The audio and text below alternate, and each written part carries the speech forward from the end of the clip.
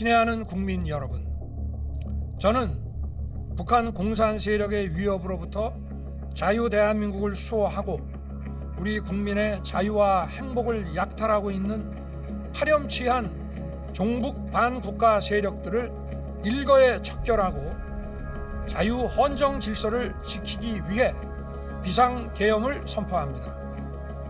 저는 이 비상계엄을 통해 망국의 나락으로 떨어지고 있는 자유 대한민국을 재건하고 지켜낼 것입니다. 이를 위해 저는 지금까지 폐악질을 일삼은 망국의 원흉 반국가 세력을 반드시 척결하겠습니다.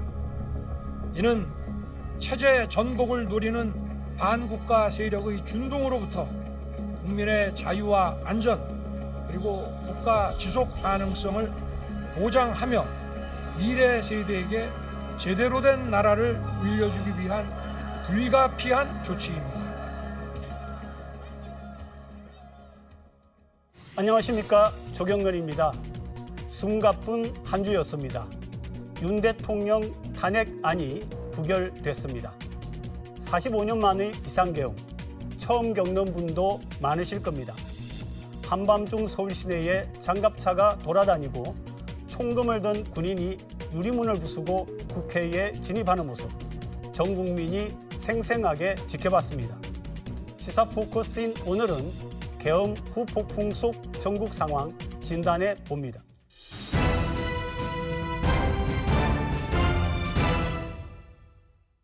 심층토론 오늘은 계엄 선포와 해제, 집중 분석하고 후반부엔 올 한 해 부산에서 있었던 중요 이슈들 짚어보겠습니다. 나오신 분 소개합니다. 신라대학교 박재욱 교수 나오셨습니다. 네, 반갑습니다. 부산가톨릭대학교 차재원 교수 나오셨습니다. 예, 안녕하세요. 윤 대통령 탄핵 부결됐습니다. 국민의 한 사람으로서 정말 안타까움을 금할 수가 없습니다. 대통령이 명백하게 헌법을 위반하고 그리고 국가를 지금 전망의 위협에 빠뜨린 상황에 대해서 민의의 전당에서 국민의 뜻을 한 곳으로 모아서 대통령에 대한 적극적인 헌법적 조치를 취하지 못했다는 부분은 향후 대한민국의 진로에 엄청난 위해적 요소가 되지 않을까라는 생각이 듭니다. 다만 대통령이 탄핵이 되진 않았지만 대통령이 명백하게 헌법을 위반한 측면이 분명히 있고 그리고 또 그 헌법을 위반한 부분이 내란죄에 해당된다는 의견이 있기 때문에 이 부분에 대해서는 내란죄는 형사상 소추의 특권에서 제외되는 부분이기 때문에 저는 이 부분에 대해서는 빨리 적극적인 수사와 여기에 대해서 이 정치적 책임을 묻는 또 다른 조치는 당연히 있어야 된다는 생각이 듭니다. 저도 같은 의견입니다만 저는 오히려 안타까움 넘어서 분노감을 느낄 정도입니다. 국민들이 지금 굉장히 불안하게 하고 국민들이 지금 굉장히 어떻게 해야 될지 이런 상황까지 몰고 간 장군인이 버젓이 계속해서 국정을 운영한다는 것은 도저히 국민들의 눈높이에서 수용하지 못할 겁니다. 그래서 국회에 지금 국민의힘에 이게 반대로 부결된 상태에서 국민들은 대단한 어떤 저항감과 분노를 느낄 것이고 이 문제는 계속 우리가 연말부터 해서 내년 몇 달 동안 계속해서 탄핵 요구로 이어질 것이 뻔합니다. 그 탄핵 요구가 이어지게 되면 국정은 점점 혼란스럽게 되고 이 윤 대통령이 저질러 놓은 엄청난 이 비극적이고 분노할 수 있는 이 상황을 더 악화시킬 가능성도 있기 때문에 조속히 탄핵안이 가결되는 쪽으로 앞으로 진행돼야 되지 않겠나 이렇게 생각합니다. 자, 2024년 대한민국에 비상계엄이 내려졌습니다. 그리고 또 얼마 후에 바로 해제가 선언됐습니다. 국민들께서 뜬 눈으로 지켜보셨는데요.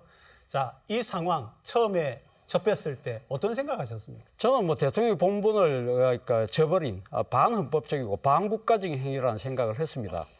사실 우리나라 헌법 67조에 보면 대통령의 취임 선서가 나옵니다. 여기에 보면 국헌을 준수하고 국가를 보위한다는 이야기가 나오거든요. 문제는 헌법을 준수하기보다는 헌법을 짓밟은 그런 행위라는 것이고요. 국가를 보호하고 이렇게 방해하기보다는 어떻게 보면 국가의 요체인 국민에게 총불을 돌리고 그리고 또 국민의 대의기관인 국회를 난입을 해서 국회의 권능을 무시하는 처사는 말 그대로 내란 행위에 해당되는 행위가 아닐까 하는 생각이 들고요. 그렇기 때문에 여기에 대한 정치적 책임이 당연히 있어야 된다는 생각이 듭니다. 저는 사실 이 뉴스를 듣고 저는 페이크 뉴스가 아닐까, 가짜 뉴스다. 아니 21세기 이 시점에서 이 쿠데타 같은 진짜 청천벽력 같은 일을 상상을 못했거든요.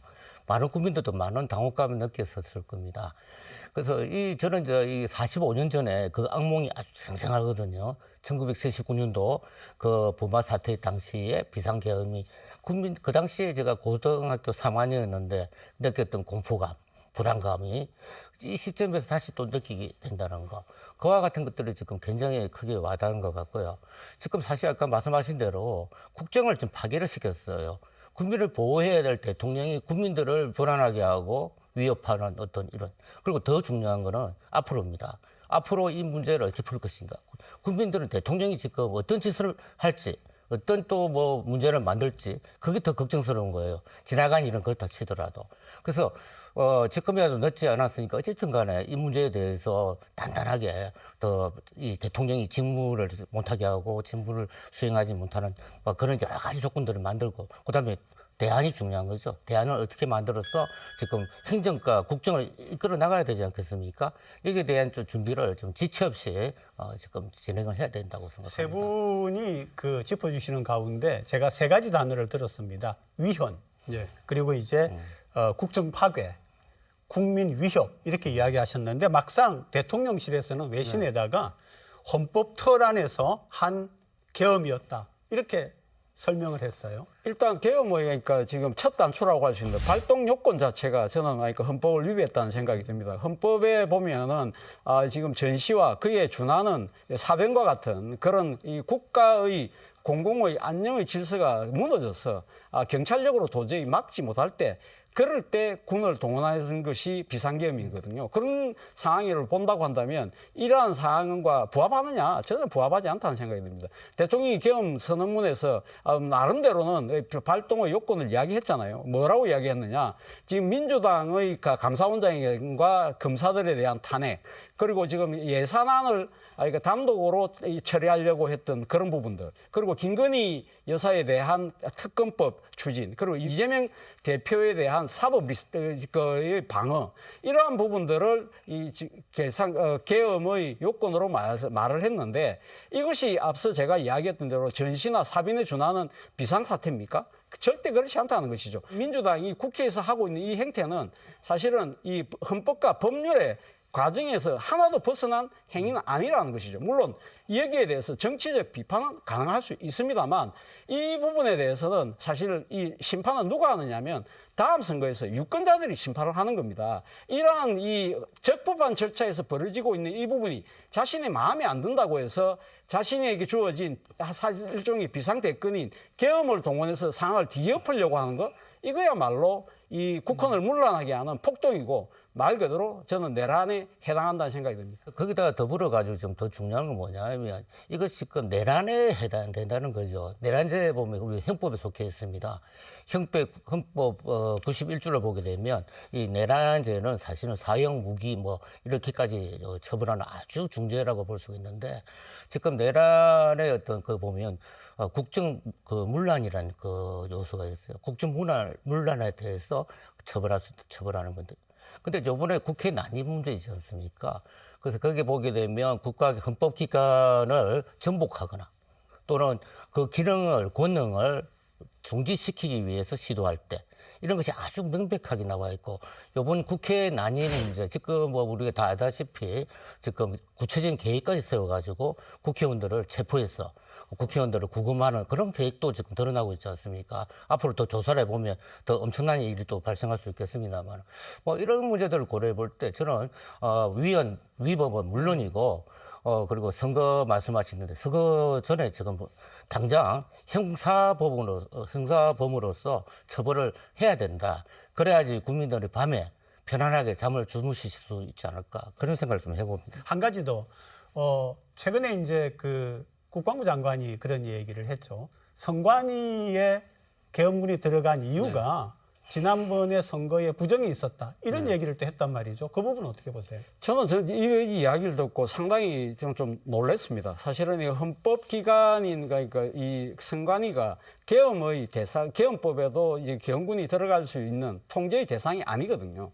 그런데 이 국회보다 훨씬 더 빨리 들어갔다는 겁니다. 네, 그리고 네. 또 병력도 더 많이 보냈어요. 그럼 그 이유는 뭘까? 근데 김용현 전 국방장관이 이야기한 대로 부정선거 때문에 했다. 네. 자, 그럼 부정선거가 의심이 된다고 한다면 어차피 계엄이 발동되고 나면 자신들이 합동수사본부를 차려서 그 방첩사령관 자신의 측근들 아닙니까? 자기 측근 앉혀서 그거 차근차근하게 수사하면 되지. 왜 밤에 급하게 그렇게 들어갔을까?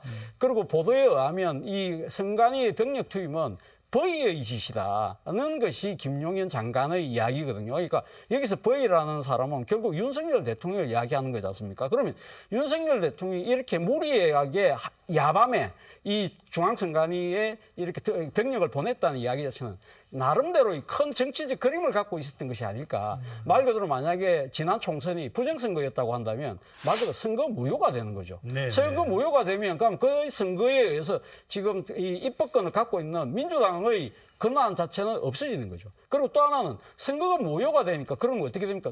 다시 선거를 하자. 그럼 현재 국회를 자동적으로 해산시키는 그런 논리로 발전이 되고 그런 거 만약에 그것이 부정선거라는 이야기를 할 때는 뭐 계엄사가 나름대로 무리한 수사를 통해서 상당한 뭐 증거들을 제시를 하면서 국민의 인식을 오도하는 쪽으로 갖고 가면서 그렇게 해서 새로운 만약에 선거가 진행된다고 한다면 말 그대로 윤석열 대통령이 새로운 판짜기를 하려고 하는 그 거대한 이 빅피처를 갖고 이야기를 한 것이 아닐까. 그렇다고 한다면 이거야말로 정말 이 국헌을 물러나게 하고 어떻게 보면 국가 질서를 전복하려고 하는 정말 내란의 핵심에 해당되는 사안이 아닐까 생각이 듭니다. 그 우선 그 밤 야밤에 그다음에 뭐 청와대 수석들 다 모르는 상태.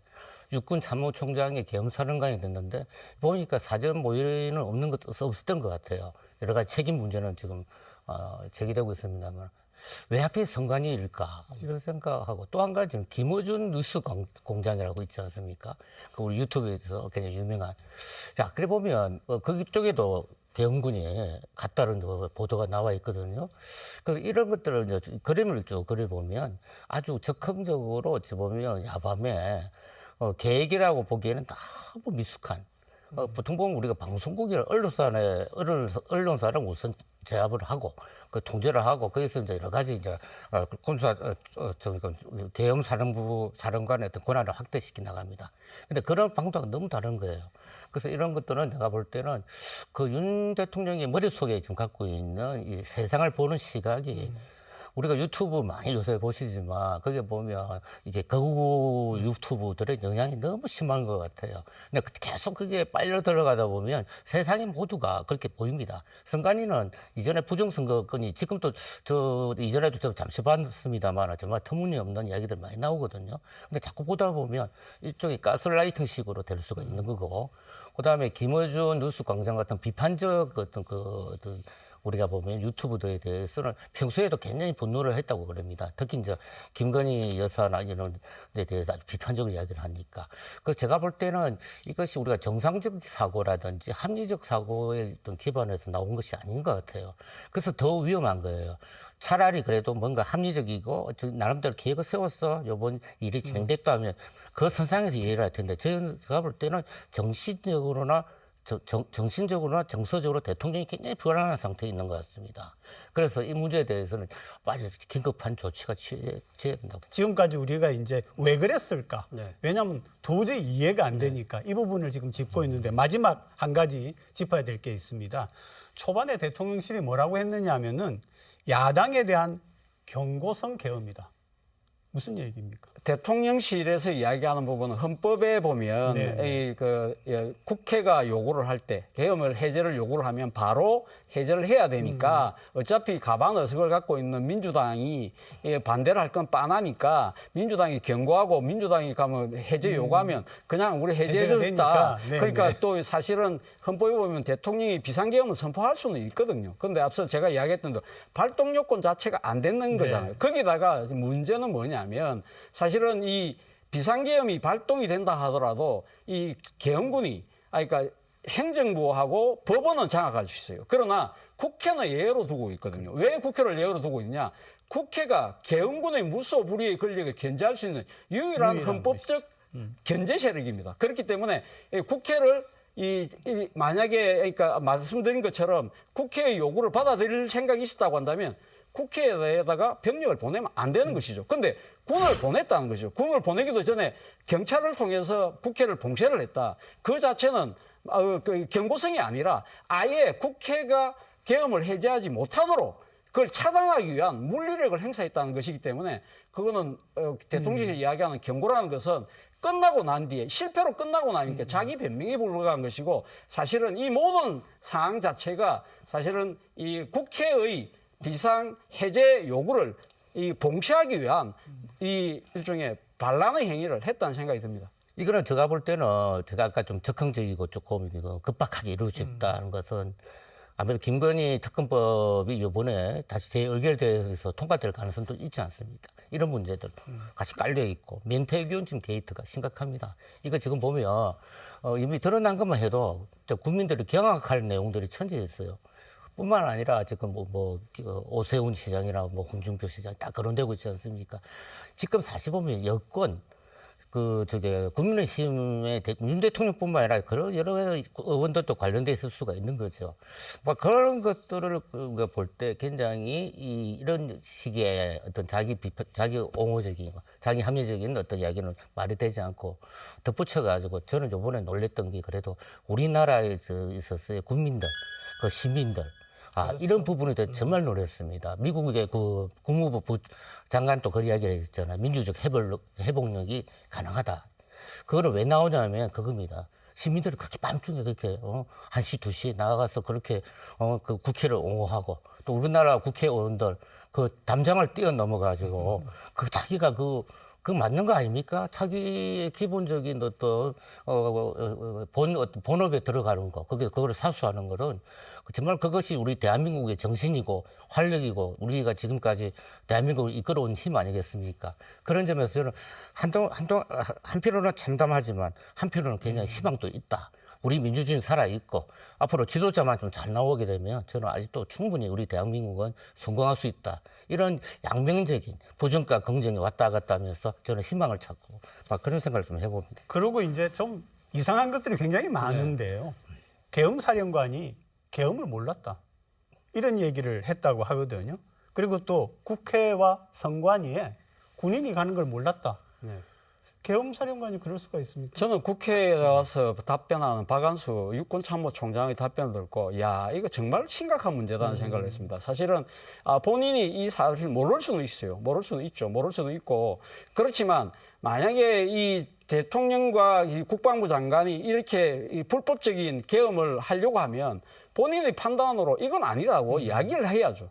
이야기를 하고 거기에 대해서 만약 항명죄라고 만약 이야기를 한다면 나 그 처벌도 달게 받겠다는 그런 식의 모습을 보이는 게 정답이고요. 그리고 두 번째 만약 그것이 어려웠다고 한다면 본인이 그럼 계엄사는 걸 그 모자를 썼잖아요. 그러면 그 모자에 맞는 일을 했어야 되는 거죠. 그러면 말씀하신 것처럼 그 국회에 병력이 들어가고 선관위에 병력이 들어가고 이런 부분들을 통제하지 못하는 허수아비 노릇을 왜 합니까?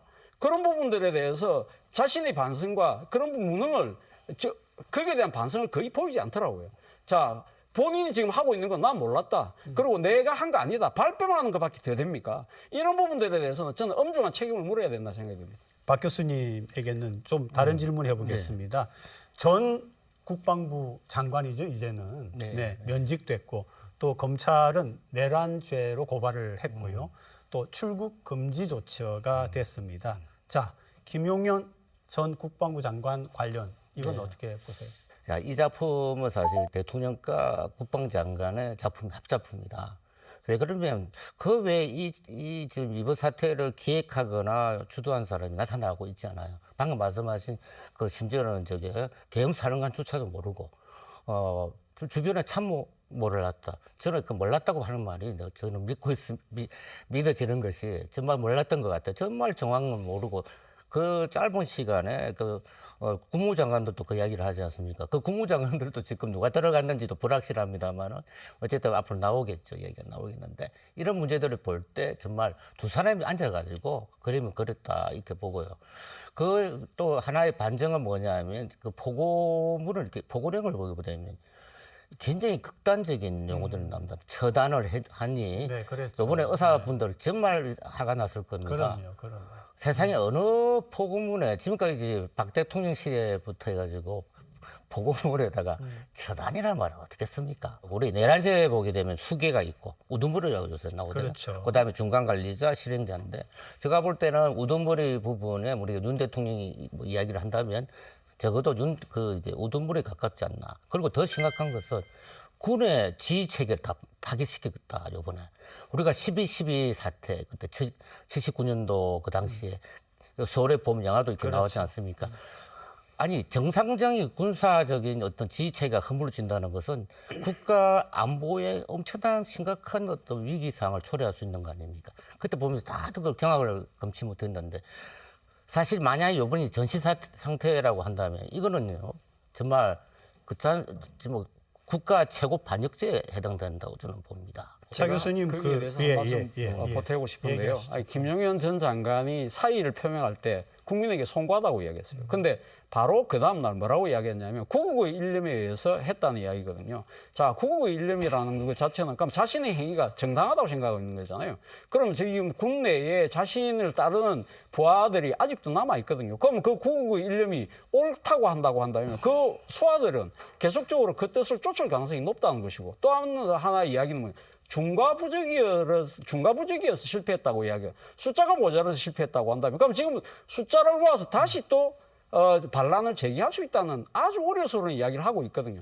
이 부분에 대해서는 관계당국이 철저하게 이 책임을 묻고 여기에 대해서는 또 이 향후 있을지도 모르는 불상사에 대해서 적극적인 대비가 필요하다는 생각이 듭니다. 지금 이제 그 우리 국민 시민들의 그런 어떤 민심의 향배나 이런 전반적인 걸 보면은 절대 불가하다고 생각이 드는데 그래도 야당에서는 이전에 이미 계엄 이야기를 했는데 아닐 거다.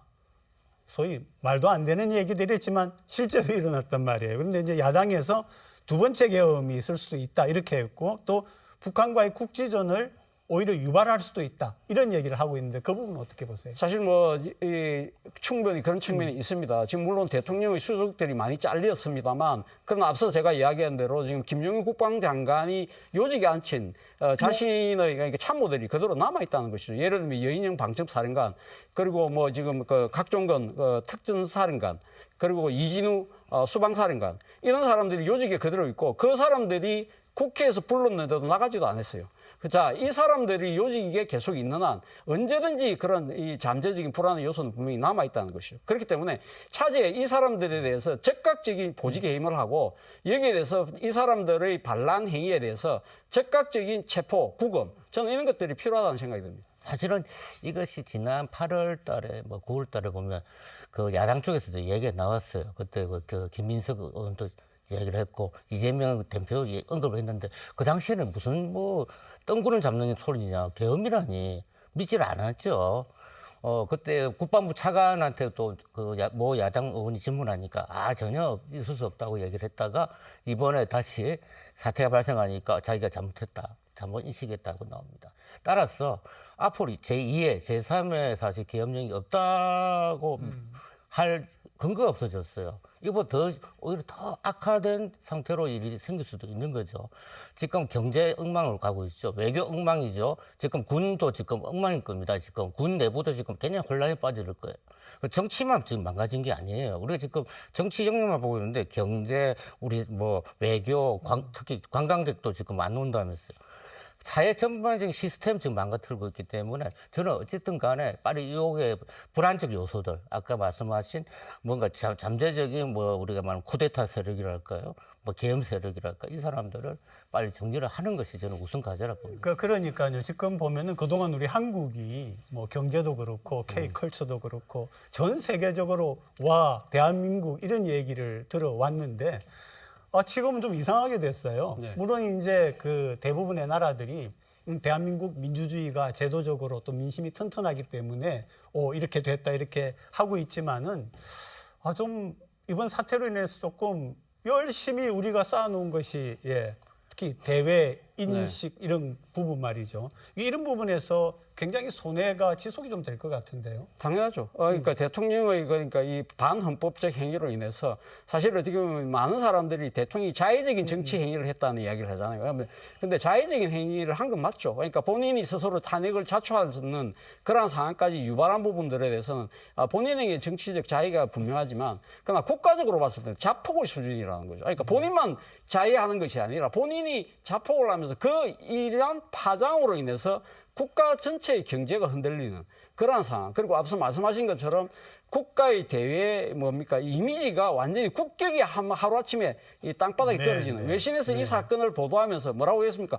코리아에서 일이 일어났는데 이것이 노스 코리아가 아니라 사우스 코리아, 남한에서 일어난 일이라는 그 이야기에 놀랍죠. 많은 사람들이 이 대한민국 이렇다고 이런 이야기가 됐거든요. 그러나 다행스럽게도 지금 우리가 놀라운 복원력을 보여주고 있습니다. 국회에서 바로 이 150분 사이에 바로 이 계엄에 대한 해제 요구권을 유네니머스 만장일치로 거부했다는 이 부분에서 만장일치를 외신들이 엄청나게 중요하게 지금 타전하고 있거든요. 그렇다고 한다면 이런 부분들에 대한 이 국제사회의 신뢰는 여전히 갖고 있다. 그렇다고 한다면 이왕 지나간 부분을 우리가 빨리 수습하고 좀 더 나은 대안을 만든다고 한다면 저는 전화위복도 가능하지 않을까 생각이 듭니다. 지난 우리가 그 참 유신 시대를 거치면서 독재 시대를 거치면서 민주주의를 성장해온 우리나라의 민주주의라는 것은 우리가 경제 성장이라든지 이런 물질적인 어떤 자산이 또 있지만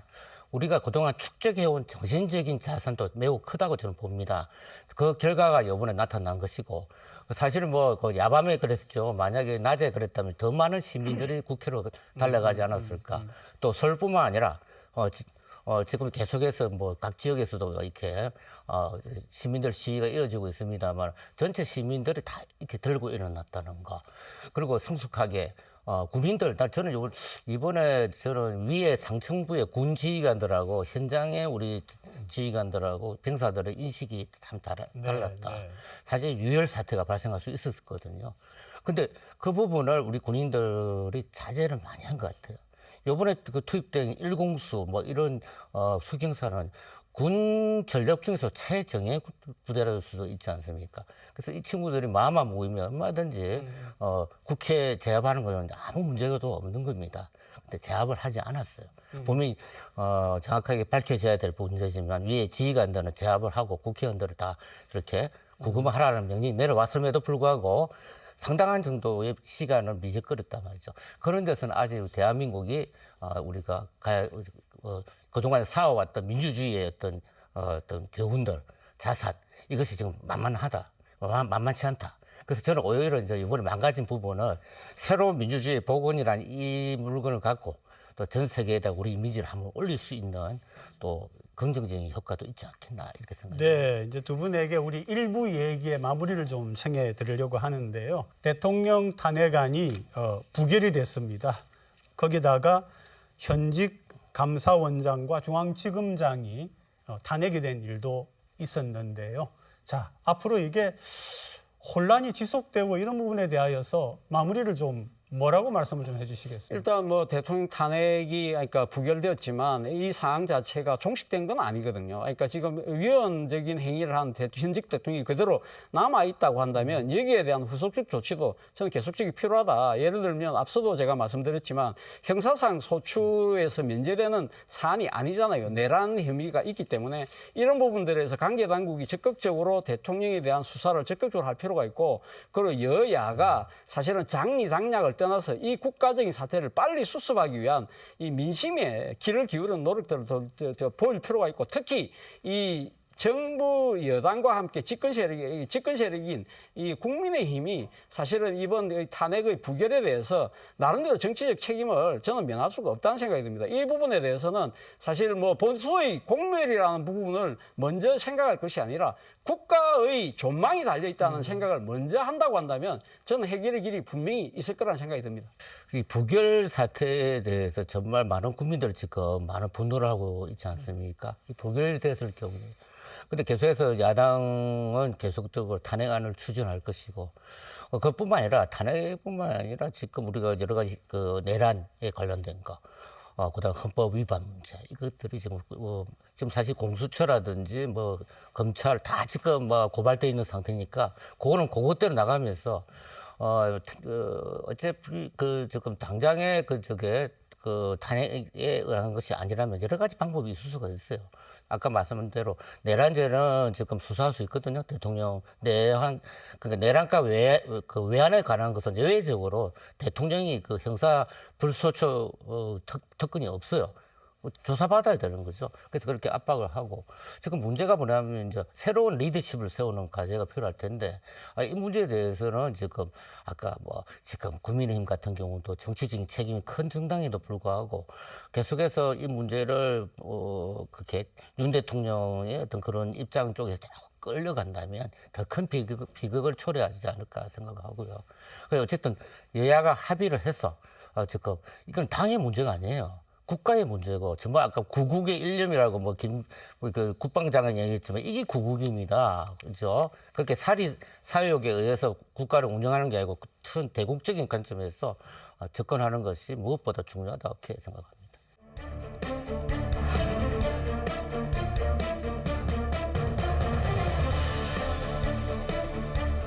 국민의힘이 안도하고 자신하기보다는 어떻게 보면 이 지금 이 달라진 민심을 적극적으로 수용해야 된다.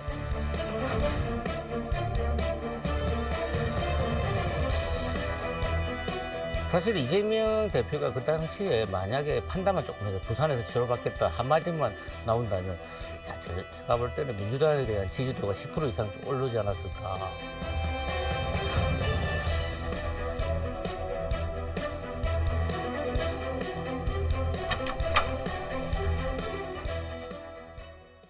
이제는 올 한 해 동안 부산에서 있었던 부산과 관련한 중요한 정치 이슈들 몇 가지 같이 짚어보겠습니다. 지난 그 4월에 있었던 그 총선에서 사실은 부산 국회의원 총선의 결과가 좀 의외였거든요. 사전조사는 그렇지 않았는데 민주당이 한 석밖에 얻지를 못했습니다. 사실 어떻게 보면 결과를 따지고 보면 그러니까 민주당이 상당히 실망스러운 결과이긴 하지만 그러나 이것은 소선거구제의 맹점이라는 부분을 따지고 감안을 하면 득표율은 오히려 늘었거든요. 그렇다고 한다면 저는 그러니까 부산의 민심이 그러면 국민의힘이 완전히 쏠렸냐? 그렇지 않다는 거죠. 그렇죠. 정확하게 본다고 한다면 사실은 어떻게 보면 여야의 균형이 나름대로 잡혀져 있는 부분인데 이것이 언밸런스가 되고 있는 것은 결국은 제도의 문제거든요. 그렇기 때문에 이 제도의 그러니까 이 지금 맹점 때문에 국민의힘이 안도하고 자신하기보다는 어떻게 보면 이 지금 이 달라진 민심을 적극적으로 수용해야 된다. 수용하지 못하기 때문에 대통령의 이 반헌법적 사태와 같은 이런 일들이 벌어지는 원인도 따지고 보면 이 잘못된 정치 제도에서 비롯된 측면도 분명히 있는 것이거든요. 그렇다고 한다면 차제에 이 부분도 같이 함께 손을 보는 것이 필요하다는 생각이 듭니다. 그래서 이게 이제 보면 아까 말씀하신 대로 지금 뭐 선거 제도에 문제가 있어요. 그 보니까 서울은 또 거꾸로 해요. 서울은 저 민주당이 또 접근을 했지 않습니까? 거기다 보면 국민의힘 지지표도 꽤 많아요. 그래서 이것이 뭐냐 그러면 이게 이제 중선거구제, 소선거구제의 한계인데 그래서 중선거구제는 학계에서도 계속해서 요구를 하고 있습니다. 있죠. 그 사표를 방지하기 위한 건데. 그래서 이 문제에 대해서 조금 근데 부산은 이제 여기는 아무래도 이 보수세가 지금 조금 이렇게 강하게 드러나고 있습니다. 부산에 한정시켜 보면. 그리고 지금 부산 같은 경우 인구 구성 비율을 보게 되면 전국에서 가장 초고령화 사회로 치닫고 있죠. 전국에서 가장 그 21%. 우리가 초고령 사회 제일 먼저 초고령 사회에 그렇습니다. 네. 그렇죠. 그래서 이런 여파도 있을 것 같고요. 그리고 보수하고 진보가 다 이렇게 결집을 했었는데, 그러니까 보수 이 결집할 때 아무래도 수적으로 우세한 쪽이 유리하지 않습니까? 그래서 그 결과로 우리가 일이 벌어진 것 같고 또 한 가지는 민주당이 우리 지역 문제, 글로벌 허브 도시 특별법이라든지 그다음에 그 산업원의 이전에 대해서 굉장히 무관심하거나 그다음에 비협조적인 것이 영향도 미친 것 같고요. 그래서 지금 민주당이 이 영남권, 특히 TK 지역, 부산 지역에 대해서는 포기하는 듯한. 저는 이런 행태가 민주당이 좀 더 포용적이고 좀 전국을 안을 수 있는 그런 정당으로서의 한계가 아닐까 싶은 생각도 드는데요. 그런 민주당에 대한 어떤 그 불만들, 버릇이 복합적으로 뭉쳐가지고 지난번에 선거 결과가 나오지 않았나 그렇게 봐집니다. 지금 이제 박 교수님이 이제 민주당에게 그렇게 표를 안 줘서 또 이제 부산이 가지고 있는 여러 가지 중대 과제들의 네. 차질이 있다 이렇게 이제 말씀을 하시는데 민주당은 뭐라고 얘기를 지금 하느냐 하면은 아니 국민의힘이 열심히 우리한테 와가지고 의논을 하고 타협을 하고 뭐 절충안을 내고 이렇게 해야 되는데 그러지 않는다. 제가 지금 두 분에게 드리고 싶은 질문은 부산이 17석을 줬는데 과연 부산 발전을 위해서 얼마나 노력했느냐, 득이 되었느냐, 이 부분 한번 짚어주시죠. 네, 네. 그래서 국민의힘이 17명이잖아요. 전체 우리가 보면 국민의힘 의석이 108석입니다. 그럼 비율적으로 보면 16% 정도 됩니다. 적은 숫자가 아니에요. 근데 실제 이렇게 면면을 보게 되면 지금 조선이 우선 많고 그리고 지금 부산의 어떤 그 주도 이끌어갈 수 있는 어떤 그 의원 리더십이라는 것이 좀 잘 보이지가 않고 있습니다. 어찌 보면 굉장히 각계전투하는 듯한 느낌이 들고요. 그래서 이와 같은 것들이 사실상 부산에 있어서 아까 민주당도 그런 이야기를 할 수 있겠죠. 그 이야기를 조금 이렇게 적극적으로 해달라는 거죠. 근데 그러면서 대야 교섭력을 가진 의원도 지금 사실 보이지 않습니다. 그래서 이것이 복합적으로 지금 쌓여가지고 진행되고 있는 것 같고요. 그다음에 그 또 국민의힘 안에서 보면 지금 우리 부산 같은 경우는 또 이게 비친윤 계통도 또 많이 있는 것 같아요. 요번에 그 12.3 사태 때도 보면 그래서 들어가서 투표 그게 계엄 해제에 대해서 투표한 의원들도 꽤 많이 있지 않습니까? 그래서 이런 것들을 보면 아무래도 이제 거기서 국민의힘 내에서도 주류가 되지 못하는 상태. 그래서 이것이 복합적으로 부산의 좀 현안 과제를 풀어나가는데 굉장히 큰 장애가 되고 있지 않나 이렇게 생각을 합니다. 저는 부산 의원들이 좀 전략적으로 접근할 필요가 있다는 생각이 듭니다. 이재명 대표가 사실 차기 대권을 상당히 유력하게 지금 노리고 뛰고 있는 후보잖아요. 뭐 주자라고 볼 수 있는데 사실 이재명 대표 입장에서는 이 영남 쪽, 특히 부산 경남에서 표가 나오지 않으면 다시 본인이 대통령되기가 쉽지 않은 상황이거든요. 그렇다고 한다면 소위 말하는 동진 전략에 지금 열을 쏟을 수밖에 없는 상황이라고 한다면 이러한 정치적인 상황을 고려해서 당신이 부산이 원하는 이 지금 부산 민심이 원하는 이 현안들을 적극적으로 보여야만 이런 상황을 전국 정당화도 될 수 있고 당신의 차기 대선에도 유리할 수 있다는 그런 식의 메시지를 계속적으로 던지고 그리고 이재명 대표를 보좌하고 있는 사람들에게도 사실은 이 지금 부산에서 이 민심 자체가 민주당이 왜 이렇게 배척당하는지 이런 부분들에 대한 이야기를 정확하게 전달할 필요가 있다. 이런 부분들을 그냥 뭐 현안이 발생하면 그때 쪼르르 달려가고 이야기하는 것이 아니라 계속적으로 이야기를 하면서 이 부산의 발전 자체가 대한민국의 발전, 특히 그리고 민주당이 갖고 있는 가치 중에 하나가 지방분권 국가균형 발전이잖아요. 그렇죠. 그런 가치들을 왜 당신들이 반기하고 있느냐. 이런 또 아픈 대목도 좀 찔러보는 이 약간은 뭐랄까요. 그러니까 이 지금 이 공수양면의 그런 좀 이런 식의 전략 접근이 좀 필요하지 않을까 생각이 듭니다. 지금 부산시의 입장은 글로벌 허브 도시 특별법 이게 부산이 도약하고 변화하는데 가장 중요한 출구고 디딤돌이다. 그래서 이제 이현승 국민의힘 의원하고 전재수 민주당 의원이 같이 해가지고 이걸 갖다가 공동 발의를 했어요. 했는데 1차 관문인 행안위도 통과를 못했습니다. 그러니까 지금 각 시도에서 뭐 특별도나 특별자치시를 만들어 달라. 여러 곳에서 하는 그 정도 비슷한 이야기로 받아들인다는 거죠. 부산이 왜 글로벌 허브 도시가 되어야 되는 이야기를 저는 의회에서도 상당히 전달하는 노력이 중요하지만 전체적인 국가 여론을 나름대로 여기에 대해서 좀 끌어오는 그런 전략적인 접근도 필요하다. 이것이 그러니까 병시적으로 진행이 돼야만 이것이 가능한 것이지. 아니, 의원들 입장에서는 자기 주민들, 지역 주민들이 이해를 대변한 사람들이지 않습니까? 그 사람들도 아무도 모르고 하는 이야기들인데 단순하게 그냥 부산 의원하고 친소관계에 의해서 그걸 도와준다? 뭐 그런 식으로 그러니까 입법 활동을 하진 않거든요. 그렇다고 한다면 이것이 정말 필요한 사안이라는 것 자체가 여론에서 드러나야만 의원들이 민주당 의원들도 움직일 수 있다는 생각이 듭니다. 그러니까 이제 글로벌 허브 도시 특별법이 행정안전위원회도 통과를 못하니까 급기야 이제 시장이 서울에 올라가서 여의도에 천막을 치고 농성을 시작했단 말이죠. 그런데 문제가 뭐냐 하면 그전에 뭐 했나 이런 얘기가 있고요. 또 두 번째는 이런 계엄 정국에 맥혀가지고 완전히 그건 쑥 들어가 버렸단 말입니다.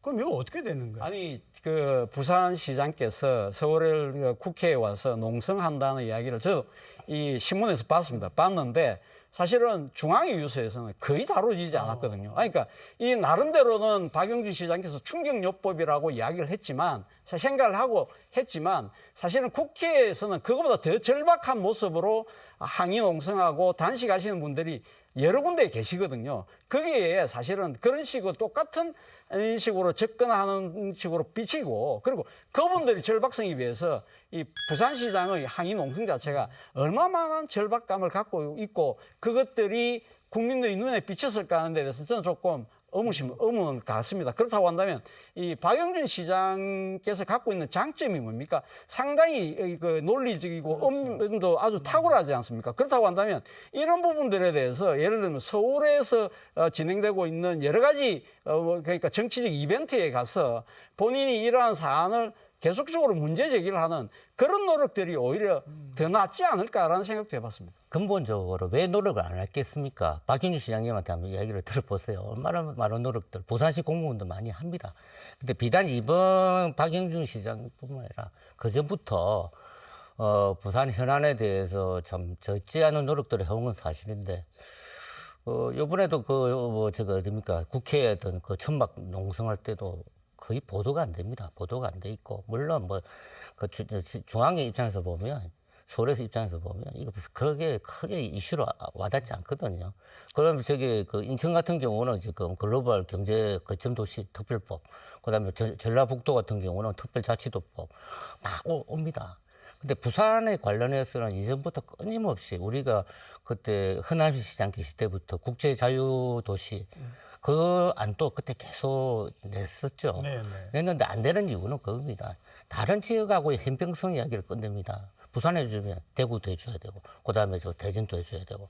그래서 그렇게 하려면 이제 균형 발전에 대한 시각들을, 그 다음에 옛날에 노무현 정부 정도의 추진력이 있어야 된다는 거죠. 근데 2000년대 초반에 노무현 정부 당시의 그 정치적인 어떤 공간적인 어떤 권력 어떤 그 분포보다 지금 굉장히 더 열악해졌어요. 지금은 이제 수도권이 압도적으로 인구도 많고. 그래서 이 유권자에 따라서 정치의 권력이 움직여 가는 거 아니겠습니까? 그렇잖아요. 그래서 우리가 지방 분권을 그렇게 오래 했지만 안 되는 이유는 형식적으로만 제약 이양 사무를 준다 하지만 재정적인 문제나 재정을 끌어올려면 돈이 권력이 있어야 되는데 여전히 우리는 지난 20년, 30년 동안 지방 분권에서 권력을 우리는 한 번도 가져보지 못했어요. 중앙 권력을 일부러 땡겨와야 되는데 주질 않으니까요. 그래서 사실 이제 글로벌 도시는 아시피 부산이 살아나기 위한 어떤 새로운 어떤 도약을 위한 어떤 그 계기가 될 텐데 지금 앞으로 굉장히 힘들 것이다. 점점 갈수록 앞으로 2030년쯤 되면 더 부산 인구는 줄지 않겠습니까?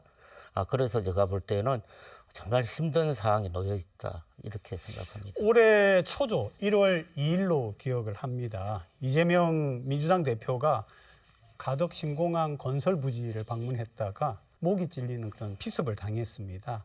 그런데 이제 그때까지는 전부 다 어떻게 부산에서 이런 일이라고 했는데 헬기로 서울로 이송을 하니까 또 이제 그게 정치 공방으로 바뀌었습니다.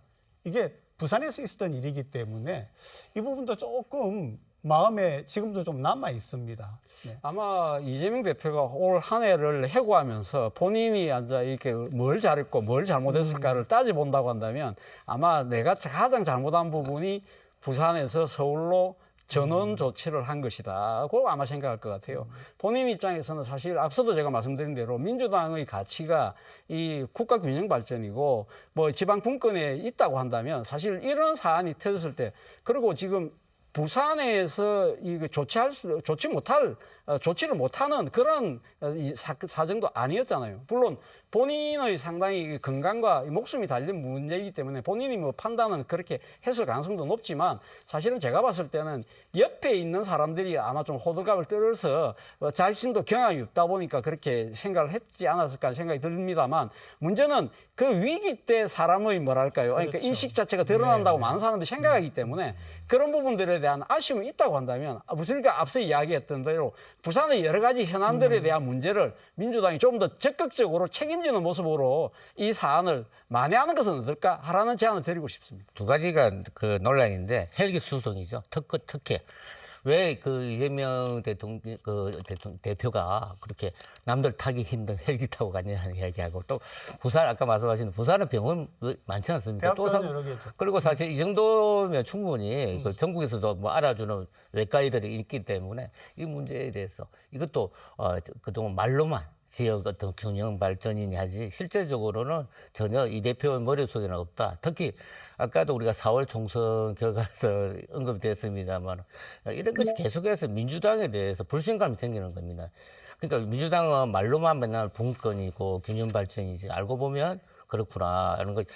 사실 이재명 대표가 그 당시에 만약에 판단만 조금 해서 부산에서 치료받겠다 한마디만 나온다면 제가 볼 때는 민주당에 대한 지지도가 10% 이상 오르지 않았을까 그런 생각이 들거든요. 그래서 뭐 좀 해프닝 같은 이야기지만 어쨌든 그 당시에는 좀 충격을 주지 않았나 어떤 우리 네. 정가에. 자, 마지막 이슈는 사실은 전국적인 이슈입니다. 그러나 또 부산 시민들의 건강, 의료와 상관이 되니까 어쨌든 이 정부가 그전과 다르게 획기적으로 했다라고 스스로 이야기하는 게 의료개혁이잖아요. 그렇죠. 지금 뭐 정부가 사실 지금 국정 마비 상태인 상황이기 네. 때문에 상당히 의욕 있게 추진했던 의료교육에 대한 명분은 분명히 좋았지만 사실은 그 진행하는 과정, 그 과정이요. 절차에서 네. 상당한 오판과 오만을 보여줬기 때문에 국민의 신뢰를 잃어버린 측면이 분명히 있습니다. 지금 뭐 그러니까 대통령의 리더십이 지금 공백이긴 하지만 오히려 이런 차원에서 대통령의 그 고집과 욕심이 이제는 사라질 수 있는 그러한 또 절호의 찬스이기 때문에 이럴수록 여야 의정이 머리를 맞대고 진짜 국민들의 편의만 생각하고 아마 문제를 해결한다는 의지만 있다고 한다면 저는 이 문제를 풀어나가지 않을까 하는 생각을 갖고 있습니다. 이 의료 개혁 문제는 제가 의사 친구들도 있고 또 뭐 대학 총장들하고 얘기를 나눠보면 이건 정말 이게 단추를 잘못 깬 겁니다. 의료 개혁에 대해 필요성 다 인지를 하고 있고 의사 수를 좀 늘려야 된다는 생각도 다 갖고 있는 것 같아요. 의사분들도 다 생각이 있는데 이게 처음 이제 단추가 나온 게 뭐 숫자잖아요. 2,000명 정원하겠다는 거. 이거를 카드를 쓰고 2,000명에서 사람도 한 명도 깎지 않겠다. 이런 태도는 개혁을 하겠다는 것이 아니고 뭐 이제 급박을 한다고 얘기해야 될까요? 위협하는 거.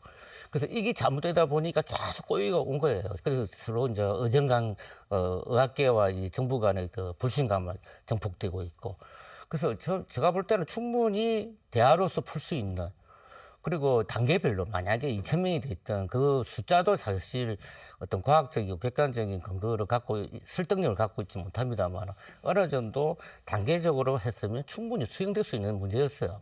근데 이것을 윤 대통령식으로 그냥 밀어붙이기식으로 2,000명에서 한 사람을 못 깎고 이번에 안 하면 안 된다는 식의 그런 협상하는 태도가 아니잖아요. 타협하는 태도가 아니고 근본적으로 정치를 윤 대통령을 모릅니다. 정치라는 걸 몰라요. 모르다 보니까 이 문제가 발생한 겁니다. 저는 지금 제 걱정이 내가 아플까 봐 걱정이에요. 또 긴급 다 마찬가지 아니겠습니까? 내가 지금 교통사고로 당하면 응급실에 어떻게 갈 수 있을까? 가면 의사가 있을까? 모든 국민들이 지금 시민들 다 걱정할 거예요. 그러면 복불 복이다. 안 아픈 게 최고다 하지만 그 사람 이름을 알 수가 없지 않습니까? 그 하루바삐 이 문제를 국민들이 그 의료라는 건 굉장히 자기 생명하고 직결되어 있기 때문에 해결을 해야 되고 이걸 풀 수 있는 방법은 처음부터 다시 대화를 시작하는 거죠. 충분히 저는 가능성이 있다고 봅니다. 당분간 지금과 같은 혼란이 지속될 것 같습니다. 아마 국민 우리 시민 여러분들의 걱정도 계속될 것 같고요.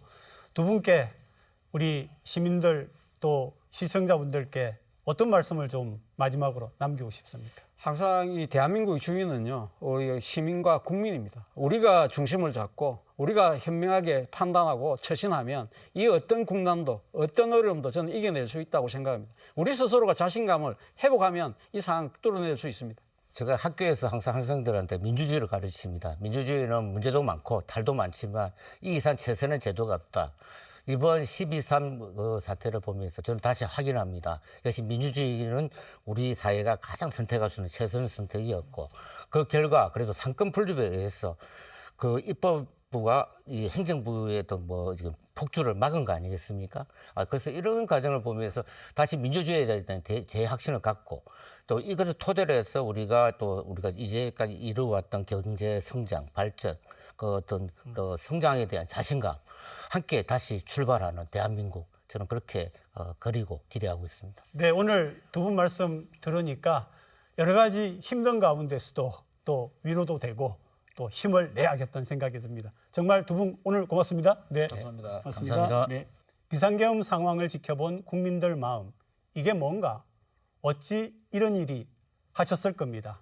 그 와중에도 계엄군에게 박수치며 조심해서 돌아가라는 시민들, 죄송하다며 고개 숙인 젊은 군인들, 얘들아 형이야 라며 다독인 선배 군인의 모습은 우리에게 감동을 줬습니다.